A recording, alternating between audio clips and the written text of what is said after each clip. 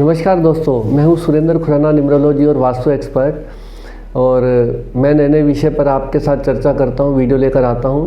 आज अब एक बिल्कुल हृदय के नज़दीक रहने वाले एक टॉपिक को लेकर आया हूं, क्योंकि मैं काफ़ी रिसर्च करके और काफ़ी डेट ऑफ बर्थ को एनालाइज करके देखा कि बहुत केसेस मेरे पास ऐसे आ रहे हैं जो बच्चे डिप्रेशन के शिकार हो जाते हैं। माँ बाप बहुत चिंतित होते हैं कि बच्चों को डिप्रेशन से कैसे निकाला जाए। वो इजीली हर्ट हो जाते हैं, कमरे में अपने आप को बंद कर लेते हैं, किसी की सुनते नहीं, मनमानी करते हैं। ऐसा बहुत मेरे पास केसेस आ रहे हैं। तो बड़ा एक हृदय विदारक वो है, प्रसंग है। इसके विषय में सोचा कि क्यों ना एक वीडियो बनाया जाए।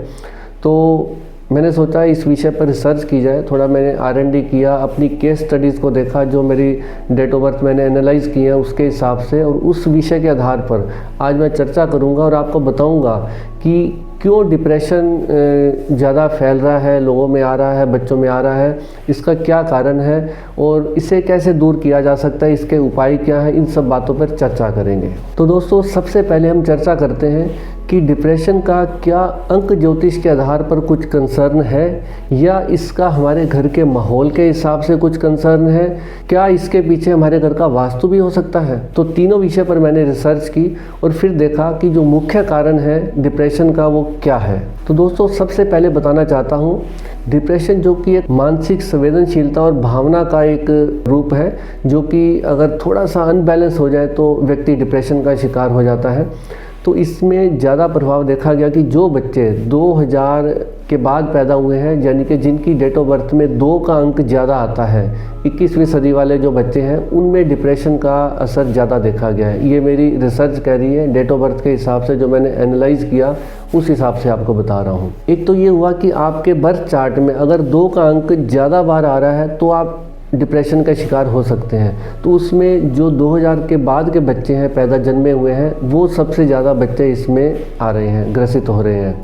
इसके अलावा कुछ और भी कारण हैं जो कि डिप्रेशन का शिकार है। उसमें वो बड़े लोग भी हैं जिनका या तो ड्राइवर कंडक्टर, विशेष रूप से मैं अभी बताने जा रहा हूँ, या तो जिनका ड्राइवर कंडक्टर 2 और 4 या 4 और 2 बैठा हुआ है।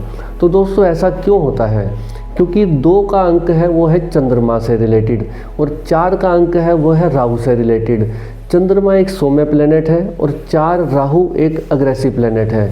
अब चंद्रमा के साथ राहु बैठ जाता है अगर जब ड्राइवर कंडक्टर के रूप में, या ड्राइवर 4 हो गया कंडक्टर 2 हो गया, या ड्राइवर 2 हो गया कंडक्टर 4 हो गया। दोनों परिस्थिति में एक सौम्य ग्रह है और एक थोड़ा अग्रेसिव ग्रह है। जब दोनों बैठ जाते हैं तो उस व्यक्ति के जीवन में देखा जाता है वो डिप्रेशन का शिकार हो सकता है। और ख़ास तौर पे कब होगा?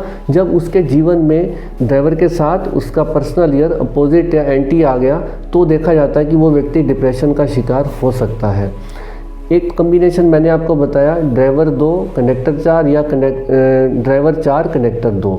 दूसरा कॉम्बिनेशन बताता हूँ, अगर किसी व्यक्ति का ड्राइवर 2 या कंडक्टर 9 या ड्राइवर 9 कंडक्टर 2, ऐसे व्यक्ति भी डिप्रेशन के शिकार हो सकते हैं अपने पूरे जीवन में। कब होंगे? जब उनका कोई पर्सनल ईयर एंटी आ जाएगा, कोई ऐसा साल जो उनका एंटी ईयर आ गया, तब वो डिप्रेशन का शिकार हो सकते हैं।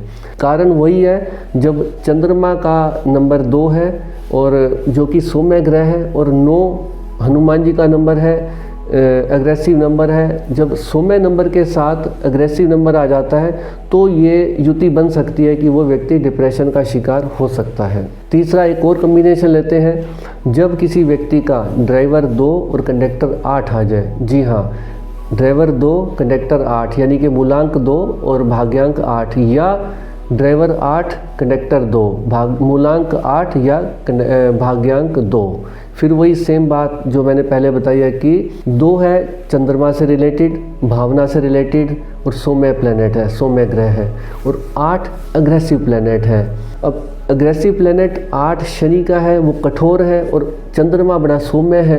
तो ये जब दोनों युति मिलती है ना ड्राइवर कंडक्टर के रूप में, तो समझो वो व्यक्ति भावनात्मक कहीं ना कहीं ग्रसित हो सकता है। फिर वही बात कब होगा? जब उसका कोई पीरियड खराब आएगा। और ये किसी के साथ भी हो सकता है, चाहे वो 2000 से पहले जन्मे हो व्यक्ति, चाहे 2000 के बाद जन्मे हो।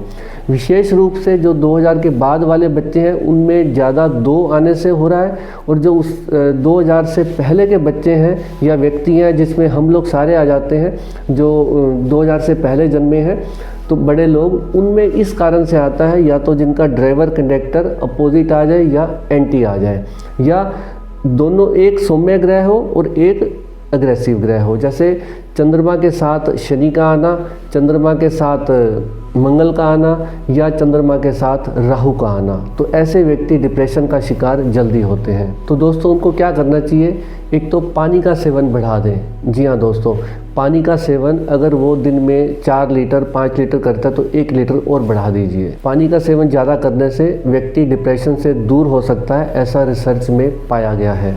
और दूसरा क्या उपाय कर सकते हैं, मून वॉक कर सकते हैं, चंद्रमा की रोशनी में थोड़ी देर बैठ सकते हैं। जी हाँ, मून वॉक नया शब्द हो सकता है आप लोगों के लिए, मेरे लिए भी नया था जब डेप्थ में ये देखा। तो मून वॉक मतलब जैसे सन बात होता है, ऐसे मून वॉक है चंद्रमा की रोशनी में रात को घूमना, थोड़ा टहलना, या चंद्रमा की रोशनी में थोड़ा बैठना।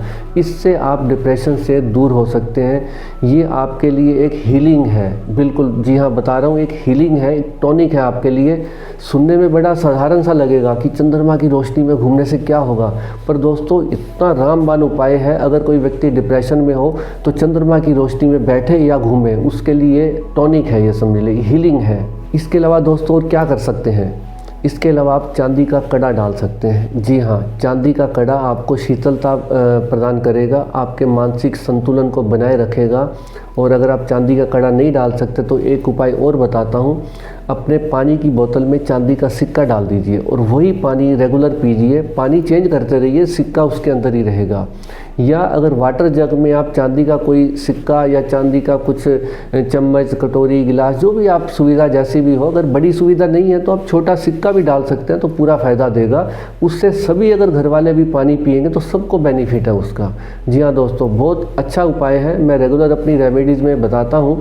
जो भी अगर मल्टीपल 2 आ जाए किसी की डेट ऑफ बर्थ में, या ड्राइवर कंडक्टर इस तरह से अपोजिट या एंटी है जिसमें एक सौम्य ग्रह है और एक अग्रेसिव ग्रह हो, यानी कि एक चंद्रमा का नंबर आ जाए मूलांक भाग्यांक में और एक भाग्यांक या मूलांक में अग्रेसिव नंबर आ जाए, कठोर नंबर आ जाए, जैसे 8 नंबर शनि का, या 9 नंबर मंगल का, या 4 नंबर राहु का, तो ऐसे व्यक्ति डिप्रेशन में जा सकते हैं। तो ऐसा बर्थ चार्ट को देखते ही मैं उनको ये वाली रेमेडी बताता हूँ। और दोस्तों ये तो थे जो मेरी रिसर्च में मैंने पाए कि ये वाले उपाय बड़ा काम करते हैं। और एक उपाय जो कि सब जानते हैं, बस इस चीज़ का ध्यान रखना है कि अपने घर के वातावरण को ऐसे बनाएं कि घर में सौम्य वातावरण हो, अच्छा वातावरण हो, और बच्चों के ऊपर उसका गलत असर ना जाए।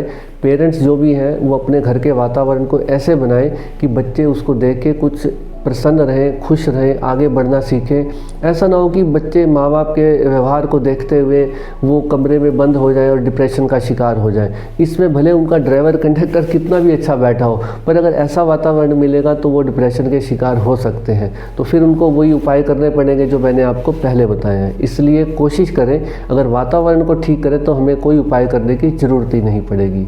तो दोस्तों उम्मीद करता हूँ आज का विषय आपको बड़ा हृदय विदारक लगा होगा, अच्छा लगा होगा, जो कि बड़ा ज़रूरी है। क्योंकि मैं देख रहा था हर चौथे व्यक्ति की दिक्कत है, और मैंने रिसर्च में भी पाया कि आने वाले 10-15 साल में शुगर सबसे बड़ी प्रॉब्लम नहीं होगी, बीमारी नहीं होगी, सबसे बड़ी प्रॉब्लम होगी डिप्रेशन की। जी हाँ दोस्तों, सुनने में बड़ा अजीब लगता है बट ये सत्य है। मैंने रिसर्च में पाया कि आने वाले 10-15 सालों में डिप्रेशन सबसे बड़ी बीमारी होगी, जो कि चिंता का विषय है। इसलिए मुझे लगा इस विषय पर एक वीडियो बनाना बहुत ही ज़रूरी है।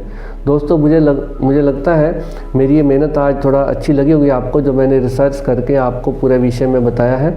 अगर आपको अच्छा लगा हो तो मेरी वीडियो को लाइक कीजिए, शेयर कीजिए, और अगर आप मेरे चैनल पर नए हैं तो इसे सब्सक्राइब कीजिए ताकि औरों को भी ये लाभ मिल सके वीडियो का। और शेयर कीजिए दोस्तों के साथ, मित्रों के साथ। और मुझे नए नए टॉपिक पे बताते रहिए मैं किस विषय पर वीडियो बनाता रहूं। तो मैं जो भी मेरी रिसर्च है, मेरा अनुसंधान है या मेरी नॉलेज है, उसके आधार पर मैं नए नए विषय पर वीडियो आपको बनाकर देना चाहता हूं। देखो, वीडियो बनाने का मेरे को लाभ तब है जब उससे कुछ फ़ायदा हो किसी का, और खाली मैं व्यूज़ लाने के लिए वीडियो बनाऊं, कुछ भी बोलूं, वो मेरा विषय नहीं होता, वो मेरे को अच्छा नहीं लगता। मैं चाहता हूं मैं ऐसा कुछ बोलूं जिससे आपके जीवन में कुछ फ़ायदा हो। जो मेरी रिसर्च, इतने विषय जो मैंने आज तक देखे हैं, डेट ऑफ बर्थ एनालाइज किए हैं, तो उसका फ़ायदा आपको मिलना चाहिए। जी हाँ दोस्तों, बस इतना ही कहना था। और अगर मेरे चैनल पे नए हैं तो सब्सक्राइब कीजिए, शेयर कीजिए, लाइक कीजिए। नमस्कार।